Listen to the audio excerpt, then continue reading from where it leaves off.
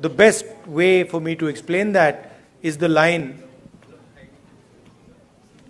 नफरत के बाजार में मोहब्बत की दुकान. That is the best way I can say it. Congress के युवराज राहुल गांधी अमेरिका में 6 दिनों की यात्रा पर पहुंचे हुए हैं. उनकी यात्रा को अभी महज 2 दिन ही गुजरे हैं, लेकिन भारत में उनकी यात्रा विवादित हो चुकी है और विवाद के पीछे है उनके वो बयान जो उन्होंने अमेरिका में दिए हैं.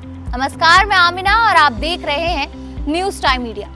दरअसल सैन फ्रांसिस्को पहुंचने पर उन्होंने वहां बसने वाले भारतीयों से मुलाकात की और फिर उन्हें संबोधित भी किया. इस दौरान राहुल ने नए संसद भवन, भारत में मुस्लिमों पर अत्याचार, एजेंसियों के गलत इस्तेमाल समेत तमाम मुद्दों को लेकर सिर्फ और सिर्फ मोदी सरकार पर निशाना ही साधा.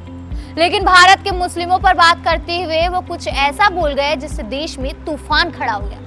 चलिए आपको बताते हैं कि राहुल गांधी ने ऐसा क्या कह दिया. दरअसल राहुल से जब पूछा गया कि भारत में मुस्लिम समुदाय पर अत्याचार के बारे में वे क्या सोचते हैं, तो राहुल ने इस सवाल को सिर्फ मुस्लिमों पर ना रखते हुए दलित, अल्पसंख्यकों और आदिवासियों से जोड़ते हुए मोदी सरकार पर निशाना साधा. राहुल कहना चाह रहे थे कि भारत में सभी समुदाय पर हमले हो रहे. राहुल ने अपने जवाब से साफ कह दिया है कि ये नैरेटिव सेट नहीं करना चाहते हैं कि देश में सिर्फ मुस्लिमों पर अत्याचार हो रहा है, जिससे बीजेपी उनके बयान को लेकर कांग्रेस पर मुस्लिम वोट बैंक की राजनीति करने का आरोप लगा सके. खैर, इतना बोलते ही राहुल एक बार फिर बीजेपी के निशाने पर आ गए. सिर्फ बीजेपी ही नहीं बल्कि ऑल इंडिया मजलिस-ए-इत्तेहादुल मुस्लिमीन के चीफ असादुद्दीन ओवैसी ने भी राहुल गांधी के बयान की निंदा की.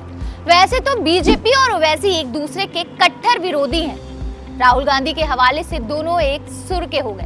भारतीय जनता पार्टी की तरफ से कहा गया कि विदेश जाते ही राहुल गांधी के अंदर मोहम्मद अली जिन्ना की आत्मा प्रवेश कर जाती है. यही वजह है कि वो मोदी के खिलाफ बोलते बोलते देश के खिलाफ बोलना शुरू कर देते हैं. वहीं दूसरी तरफ ओवैसी भी राहुल गांधी पर जमकर बरसे. ओवैसी ने अमेरिका में राहुल गांधी के टिप्पणी की आलोचना करते हुए 1980 के दशक में मुसलमानों के खिलाफ हिंसा की कथित घटनाओं का जिक्र किया, जब कांग्रेस उत्तर प्रदेश और केंद्र दोनों में सत्ता में थी. ओवैसी ने दावा किया कि राजनीतिक धर्मनिरपेक्षता ने देश में मुस्लिमों को बर्बाद कर दिया और इसका इस्तेमाल संसद और विधानसभाओं में मुस्लिमों का प्रतिनिधित्व खत्म करने के लिए किया गया. वहीं ओवैसी ने अमेरिका में राहुल गांधी के उस बयान पर भी तीखा हमला बोला जिसमें उन्होंने कहा था कि मुसलमान, ईसाई, दलित और आदिवासी भी यही महसूस कर रहे हैं, उन्हें निशाना बनाया जा रहा है. ओवैसी ने इसे अनुचित बताते हुए कहा कि राहुल से भारतीय मुस्लिमों पर सवाल पूछा गया था, लेकिन उन्होंने कहा कि 1980 के दशक में दलितों और सिखों के साथ भी ऐसा ही हुआ था. ओवैसी ने कहा कि राहुल को बताना चाहिए था कि मुस्लिमों के साथ क्या हो रहा है. उन्हें राजस्थान के मुख्यमंत्री अशोक गहलोत को सिखाना चाहिए.